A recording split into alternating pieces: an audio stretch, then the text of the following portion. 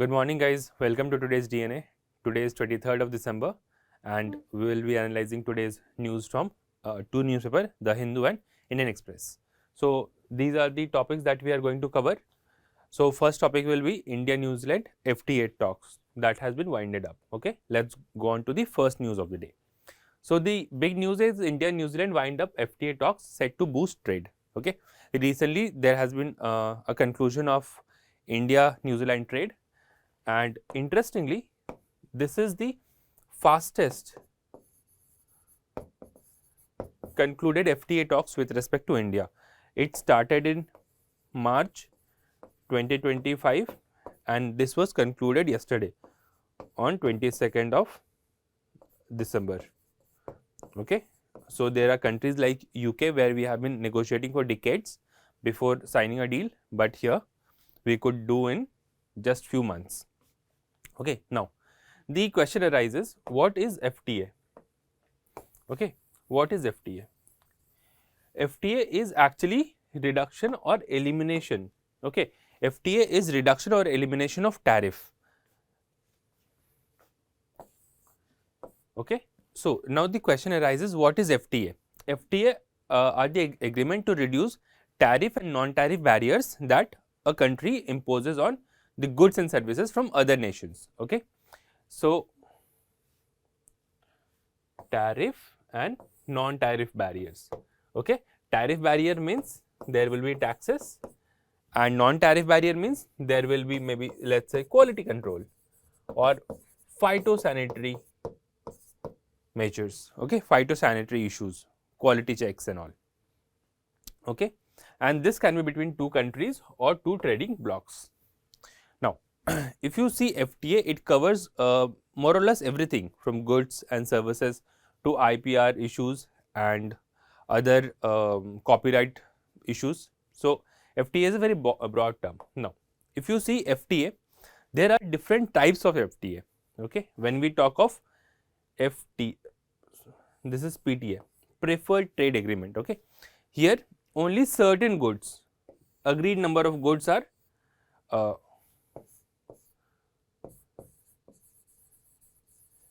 traded upon on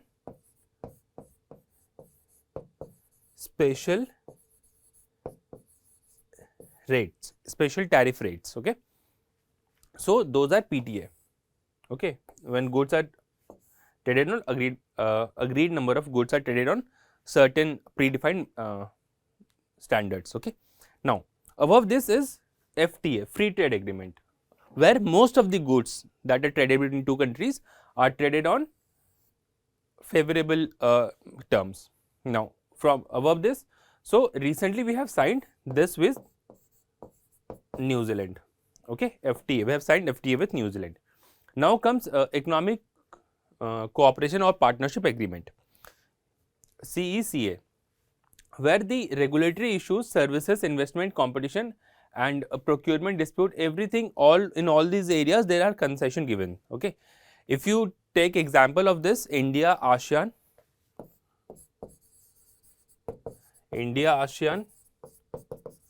or India Australia, India Singapore, they have signed this.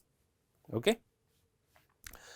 A fun fact, in year 2025 India has signed highest number of trade agreement with 3 nations.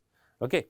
Coming down below, which are the 3 nations India have signed a trade agreement with this year in 2025. Now comes the Custom Union, Common Market and EU. If you see, these are a increasing nature of commonality. Above this is political union only. Okay, where they have a single government. So, for all these there is a single example EU. EU is the most authentic custom union, EU is the most authentic economic union. Okay. So, these are the types of trade agreement that are there in the global market. Okay. Now, coming to next, what are the significance of trade agreement FTAs for India?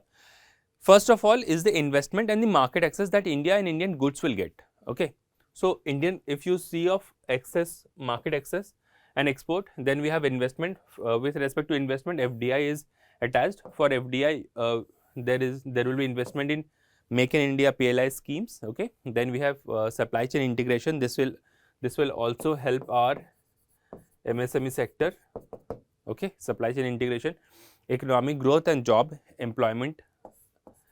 India is expected to have additional 200 million employment job growth from FDI sources. Okay.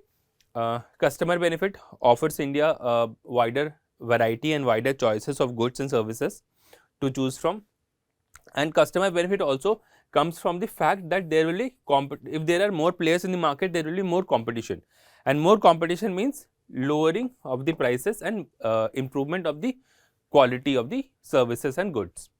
Coming to service sector, we have IT, business service sector and healthcare provision for professional mobility. This will also include research and IPR being less stringent on Indian goods and services. Then addressing barriers, tackles non-tariff barriers like custom and regulation for smoother trade. This addressing barriers will also improve the time of the delivery of goods and services. This is very important. Okay. The logistic, if you see the logistic index in India, we have been performing quite very average in logistic index. So, this will also be addressed with respect to FTA. The turnout time in the ports are very high. In China, where the turnout time is around 15 hours, 18 hours, in that place in Indian ports like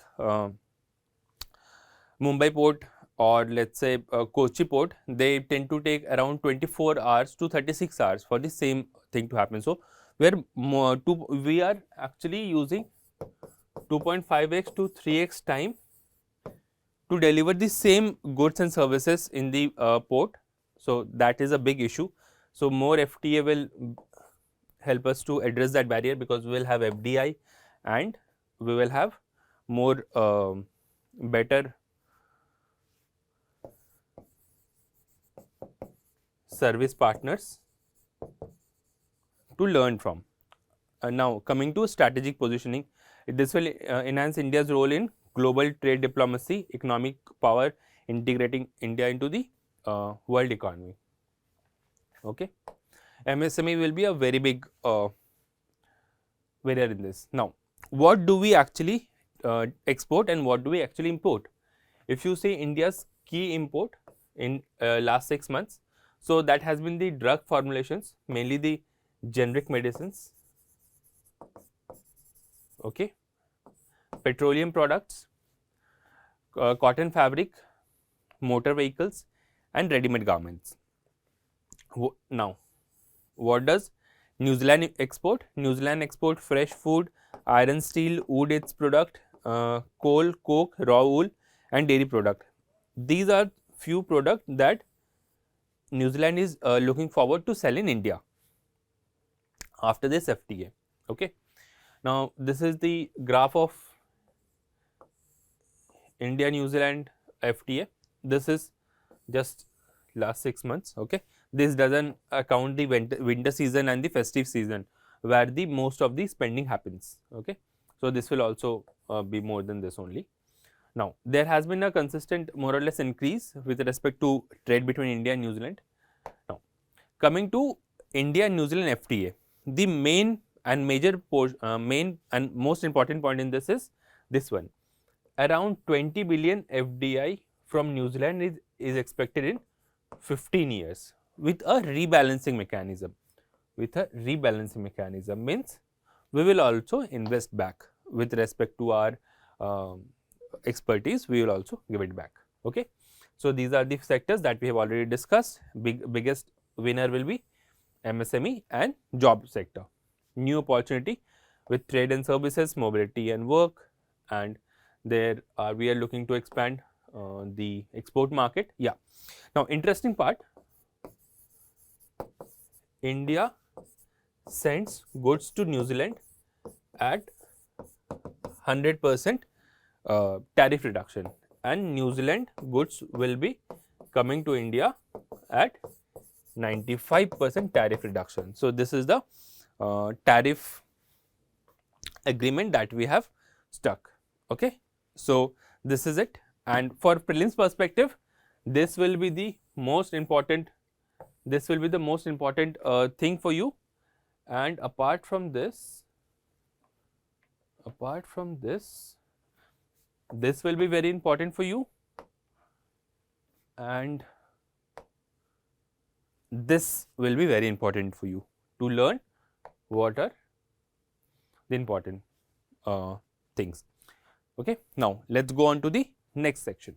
Delhi High Court protects personality right of actor R. Madhavan. Now, what is personality right and what is the issue? So, recently we have seen that there are a lot of deep fakes video, AI generated deep fake video that are circulating in the internet and social media. So, a lot of actors, their voices are being used, their names are being used, their personal relations are being attacked in the name of deep fake videos. Okay. So, what are personality right?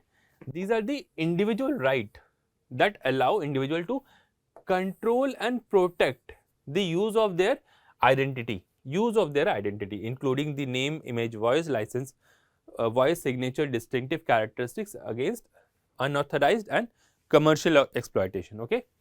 Unauthorized and commercial exploitation. Okay. So, commercial exploitation and more so in derogatory terms have been the issue. Okay. This concept of personality right was first introduced by Madras High Court in 1994. Okay. Now, in India there are two aspects in personality right. Not in India, globally also the personality right has two major aspects. First is right of publicity. Okay. Now, keep one's image and likeness from being commercially exploited without permission. If you use someone's name without their permission and make it go viral, okay, like nowadays a lot of roadside people are being famous, okay, or a lot of common people are being famous without their own consent. They are result of an accident. Their fame is result of an accident and not out of choice. Okay. Now, when someone gets famous or viral for once out of accident is acceptable, but when it is stretched out of order, okay, that is the problem. Recently there has been a meme related to Krish ka gana sunega. So, that is the issue with right of publicity. That person has not signed up for the publicity that the person has been receiving. Okay. So, this can also result in mental trauma and other things.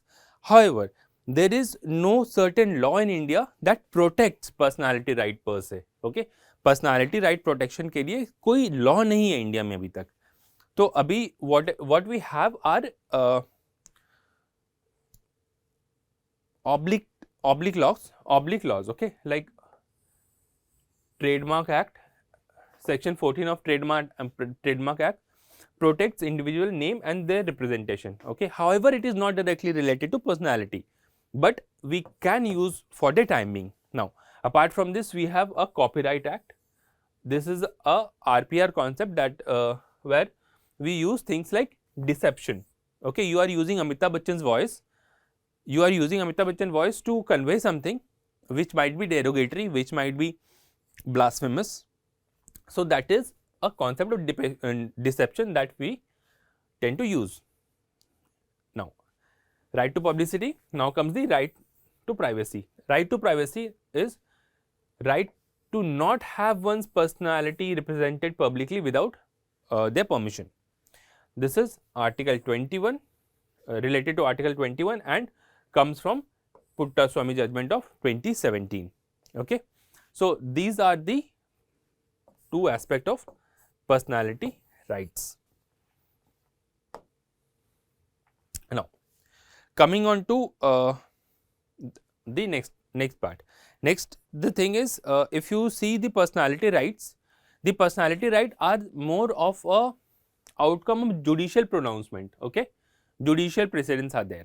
Okay, as I said, Chennai High Court has given recognized personality right for the first time in 1994.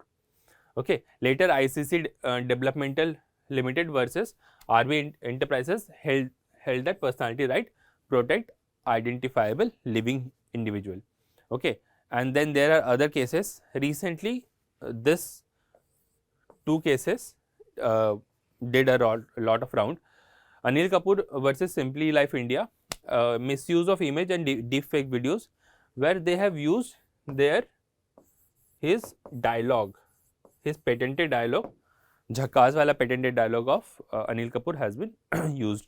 Amitabh Bachchan versus Bollywood Tea Shop, judicial focus on AI driven impersonation, image and misuse. So, Amitabh Bachchan and Aishwarya Rai too also went on to Delhi High Court on the matter of fake allegations around their marriage. Okay.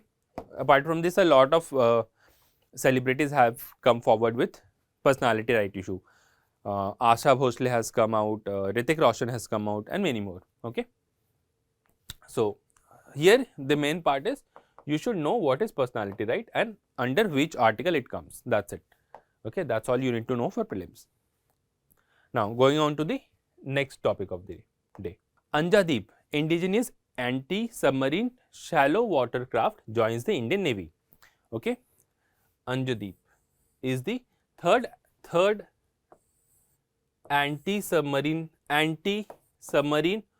warfare shallow water craft, okay, delivered to Indian Navy. This is indigenously designed and built by Garden Ridge Shipping Yard, Garden Ridge Shipbuilder Engineers, GRSC in Kolkata in partnership with L&T Shipyard.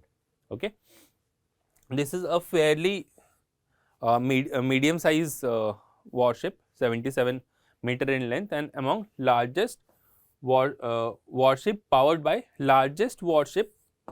This is average in terms of length. Okay, please don't get me wrong. Average in terms of length and largest in terms of warship powered by water jet propulsion. Okay, so they are not using diesel or they are not using petrol or any sort of fuel. They are using water as a fuel.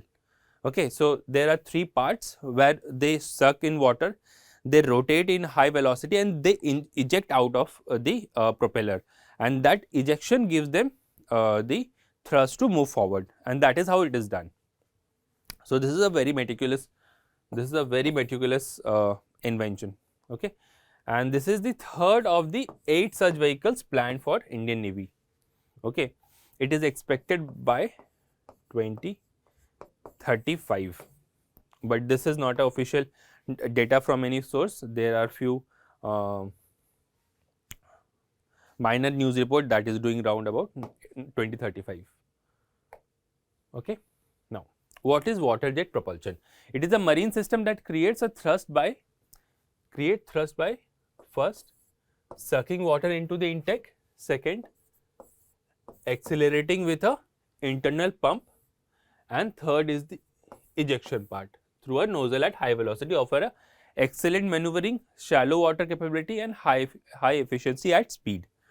Okay. So, this vehicle will not run out of fuel. Now, capabilities. What are the capabilities of Anjadip?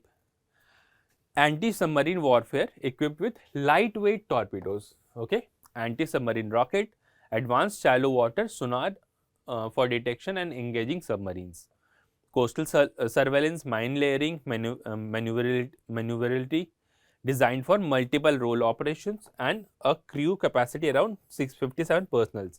Okay, by the way, 57 personnel doesn't mean 57 Navy personnel. Okay, we can have in total we can have 57 people sitting. Okay, not only the officers or the capacity of Navy officers. or marine commandos, whatever you say. Okay, so water jet propulsion gives high agility. Water jet propulsion, this is very important. So for this part, you should remember that it is the third anti-submarine shallow water aircraft made by Garden Reach Shipyard, and largest water jet propulsion. This is very important. Water jet propulsion is the magic here. Now coming on to the larger topic.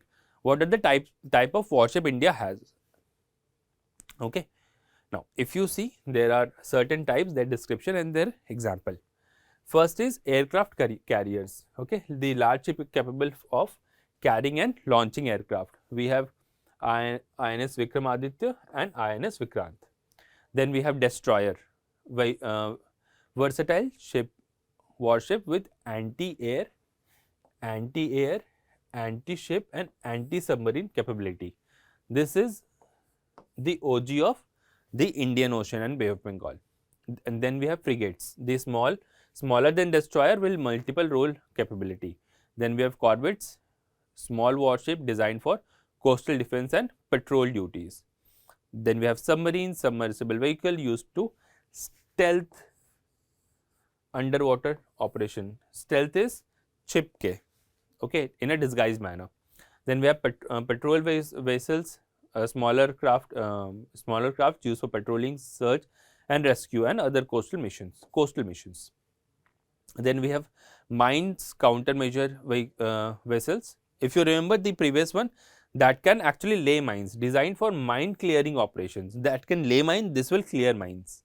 Okay, landing platform docks, amphibious assault ships for launching troops and equipment ashore. Offshore patrol vessels used for patrolling and surveillance in offshore waters. Then we have research vehicle, ship dedicated to scientific research and oceanographic studies. Okay. We have polymetallic nodules in Indian Ocean in huge number. So this research vehicle were among the first vehicles to go and actually research about this. Later on, more advanced vehicles were sent to actually extract polymetallic nodules, but these were the initial vehicles who were attached with the larger vehicle and sent for this research. Okay, oceanographic studies. Okay, then training ships used for training purposes, instruction of naval cadet. Okay, you can see the examples here. Okay, so this was the third news of the day. Let's go to the next news. Apollo microsystem to access DRDO's DEW technology. In this news, the most important is this technology. What is DEW technology? Okay, so let's start a bit about Apollo microsystem. Okay, if you talk about Apollo microsystem, is a Hyderabad based defense electronic system company specializing in advanced defense technologies and subtype. They have an experience of more than 4 decades, 40 years plus. Okay, now the most important thing, what is DEW, direct energy weapon? Okay, as the name suggests, something is directed, something is pointed, something is focused, something is concentrated. Energy, some form of energy, maybe light, maybe laser, maybe fire, maybe water, any form of energy weapon. DEW are ranged weapon. Okay, so they can have a range 0 to x that use concentrated energy. एक ही जगह पे same चीज को बार बार focus कर रहा है, from electromagnetic or particle technology. Okay, from electromagnetic and particle technology. Particle technology as a concept is very new and very advanced in modern warfare, unlike conventional warfare that uses kinetic energy. Okay, like missiles, DEW rely on concentrated energy beam for precision engagement and rapid effect. Okay, they can engage threats such as UAV and drones, incoming missiles and smaller vehicle with speed and accuracy. So their function is speed and accuracy. Okay. Now, if you see the missiles, missiles are generally kinetic forces. Okay. So, they tend to use a parabolic path. Okay. So, you fire a missile from here, it will go and then it will drop here and blast here. Okay. So, they are gaining the kinetic energy, they are gaining energy here, they are having the potential energy and they are converting that into kinetic energy and then they are blasting it. Okay. So, the speed and the force comes from the kinetic energy. Okay. Now, but DEWs are short range and very precise. They are not very precise. Recently, during Operation Sindoor, also there were talks about of using parabolic path of kinetic energy, parabolic path of missiles that were not very accurate. Okay, they can be accurate measuring to, let's say, 50 meters. Okay, but if you are targeting a certain very precise target, 50 meters can be a miss. But with when you use DEW, that will not happen because it is very precise and accurate. Now, there are few types of DEW. Okay, high energy lasers. Laser are a very basic concentrated light to destroy targets. These are mainly used for unmanned aerial vehicles. Then we have HELs with power of 100 kg. This is laser only. Okay, for fast moving individual target at a greater range. Okay, we have high power microwave, emit high frequency, high power microwave. Okay, this is normal laser or and this is normal laser that uses concentration, but here we are using microwave. Okay, emit high frequency electromagnetic wave to damage electronic system and incapacitate personals. Okay, widespread target for shorter range than HEL. Okay, then we have millimeter wave, use wavelength between 1 to 10 millimeter, application lethal in non-lethal military application like crowd control. Okay, where there is certain sensations that happens and people are not people are not able to make decision or have the ability to move very quickly. So, in crowd control it is very effective. It is a new form of, let's say, tear gas. Okay, no parallel, just trying to give an example or drop for a better understanding. Okay, partial beam weapon, use accelerated particles, protons, electrons to inflict damage.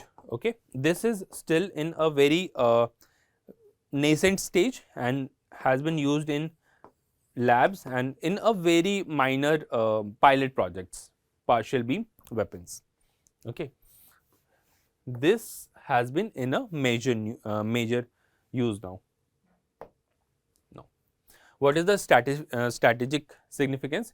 Boost indigenous defense capabilities. How? Because we are using private sector in order to get our government or the public needs done. These are thoughts enable Apollo microsystem to design and produce critical DEW system in India, advancing indigenous defense technology. Support Atmanirbhar Bharat, India's push to self-reliant defense manufacturing. Okay, future warfare preparedness. This is very important, especially after Operation Sindoor. It has become more relevant. Okay, industry DRDO collaboration. This is also very important. That brings expertise. This bring expertise and this bring the secrecy and the need of the government. Okay, if they work together, this will transfer high-end technologies and scale up productivity. Also, this will generate job plus have better research R&D in India. Okay. Now, coming to the next news of the day, FDI. Okay, October sees net FDI outflow of 1.5 billion. Net outflow of FDI. Okay, India is known for inflow of FDI. What is outflow of FDI? Okay, let's say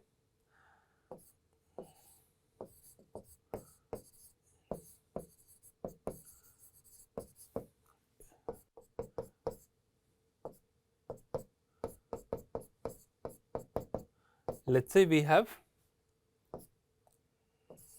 $100 billion of FDI coming in, and we have $105 billion of FDI going out of India.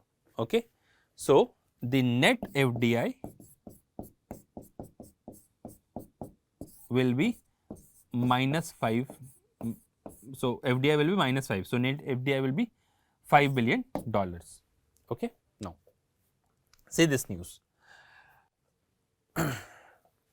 FDI, what is FDI? FDI is an instrument of equity instrument or a investment instrument when it's more than 10% by a resident outside India. Okay, now what are the key statistics related to FDI? What are the major sectors that attract FDI? Service sector is the highest, followed by computer and then trading. And where does FDI come from? Singapore, Mauritius and USA. A few years back, Mauritius used to be the first highest FDI contributor to India, but now Singapore has taken over.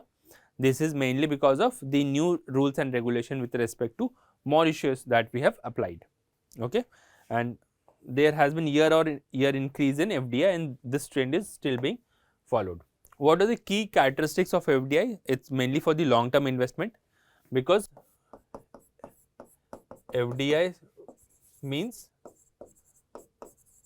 more than 10%. Less than 10% is called FII. Okay, it involves management participation, brings technology, managerial know-how, more stable than profit portfolio investment. This also helps in create jobs. Okay, that also helps in our other sectors like import export. Okay, it also helps us to maintain dollar rupee ratio, the exchange ratio. Okay, now there are two types of FDI. One is greenfield FDI, one is brownfield FDI. If anything is built upon from scratch, if anything is built on a new ground, on a green ground, it's greenfield. And if there is a acquisition or transfer or leasing or transfer of ownership, in that case it's called brownfield FDI. Okay, so this is the main difference between greenfield and brownfield. When you talk of FDI, how FDI comes in and how FDI goes out, there are two major routes. One is automatic route, one is government route. In automatic route, the non-resident or the Indian company does not require any approval from the government, but in the government route, they do require approval. Why there are why are there this differentiation? Because there are certain sectors like nuclear, okay, or gambling, where, or let's say insurance till very recent, where government don't want to lose control because they are very crucial for internal security of India. Okay, going on to the FDI thing. What are the FDIs allowed? Okay, asset construction has 100%, petrol refining has 49%, insurance has 49%. It has recently increased from 26%. Tea plantation has 49%. Why tea plantation? Because of the nature of the plantation. Okay, what is the nature of the plantation? Because it's in the hilly states. It's very close to the border area, so there are security reasons, and also because the tea planters are very alienated and they are also very poor. Last mile connectivity is very poor, so tea plantation is still mainly with the government. Then we have credit formation companies, we have courier companies 100%.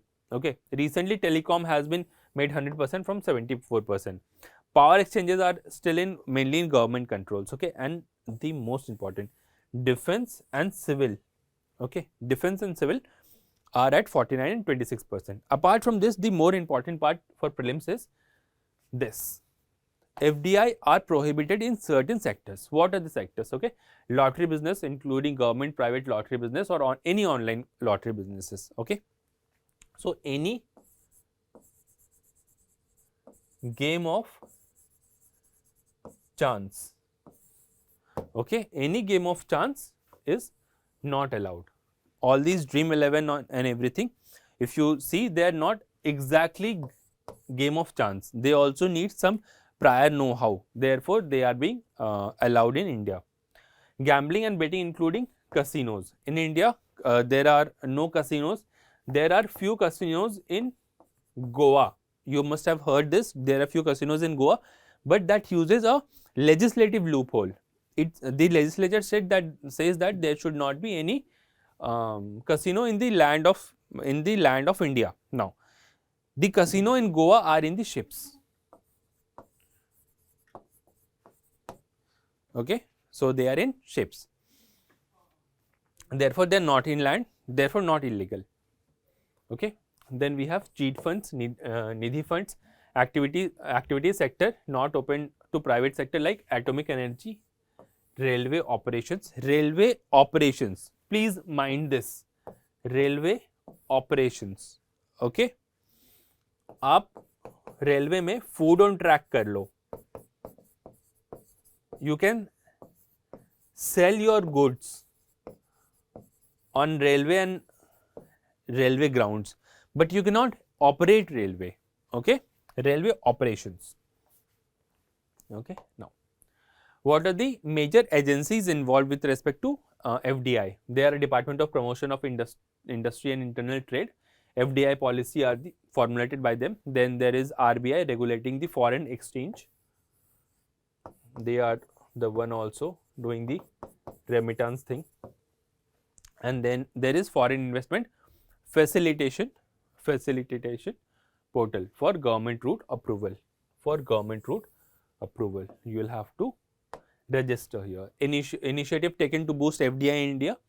So there are sectoral scheme in FDI policy that were taken, like union budget announced that FDI sectoral cap for insurance from 74% to 100% for the companies that invested entire premium in India.